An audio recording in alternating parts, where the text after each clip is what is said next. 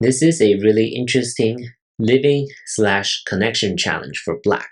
So black should either live here or seek to connect with the outside. And the first couple of moves, when you see this type of pattern, really just has to be right here. Note that white cannot play this, otherwise black will live very easily. After extending twice here, now the question is, what should black do next? You should calculate for this, like Atari and push. But this way, it doesn't seem like black can do anything here in the corner. White just has enough liberties to capture black like this. So that's why black will need to think very creatively. Make sure you calculate on your own, see which moves are viable before I show you the correct move, which is, if you're ready, right here. Very strange move.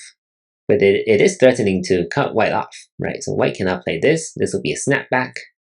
If white connects here, now we can push, actually. This way, black will be able to capture these stones. White cannot connect. Otherwise, white will all die. So the best white can do now is probably just capture these 4 stones and allow black to escape. But what about white just capturing these 4 stones? Isn't that easier? Actually, no. Black can play this Atari, and once again, number 9, magical. It's a snapback against these stones, and it's a double Atari. So white can only capture here, but black will be able to capture at number 11, and this whole group will be connected to the outside. So overall, not that difficult, but I think finding number 5 is not that easy either. Really fun pattern, and a really imaginative and creative one as well. Hope you enjoyed it, and I'll see you in the next problem.